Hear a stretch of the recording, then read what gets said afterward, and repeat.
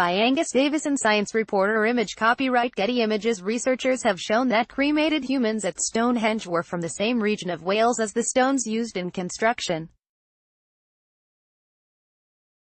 The key question was to understand the geographic origin of the people buried at Stonehenge.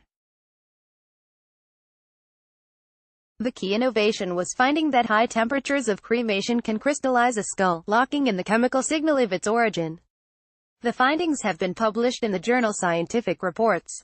The first long-term residents of Stonehenge, along with the first stones, arrived about 5,000 years ago. While it is already known that the blue stones that were first used to build Stonehenge were transported from 150 miles (240 kilometers) away in modern-day Pembrokeshire, almost nothing is known about the people involved. The scientists' work shows that both people and materials were moving between the regions and that, for some of these people, the move was permanent. When their lives ended, their cremated remains were placed under the ancient monument in what is now Wiltshire. Image copyright Christy Willis, UCL. Image caption: A cremated skull fragment from the site. Lead author Dr. Christoph Snoke compared the levels of different forms, or isotopes, of the element strontium against a national database to work out where the cremated individuals spent the last years of their lives. Strontium is present in many bedrocks, and different geographical areas have distinctive strontium signatures. So by matching the strontium fingerprints in human remains to the strontium profiles of different geographical regions, a person's place of origin can be roughly determined.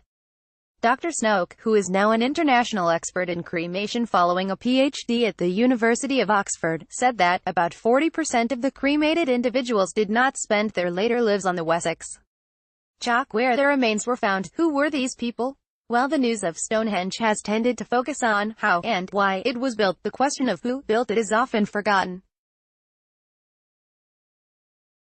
With this new method, the authors were able to be precise about where the cremated persons came from. Unfortunately, the cremation destroyed other chemical signals that might tell us who these people were and their social rank.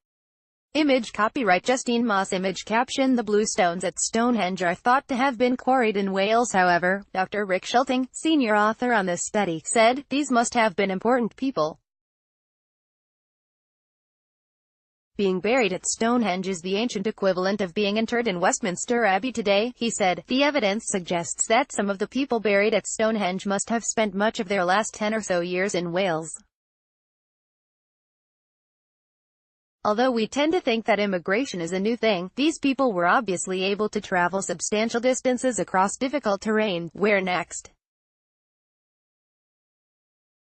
Now that this new technique has been proven to work, the scientists would like to sample other cremated remains at the iconic Stonehenge site to see if the Welsh connection was transient or sustained over many years.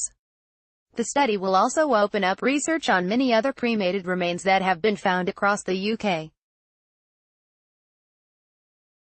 They would also like to work out how the remains were cremated, and why cremation is sometimes preferred over burial. The lead scientist, Christoph, has already moved on. Since completing his PhD at Oxford, he has immigrated to Belgium, where he is coordinating a large project on migration and cremation in prehistoric Belgium. Follow Angus on Twitter.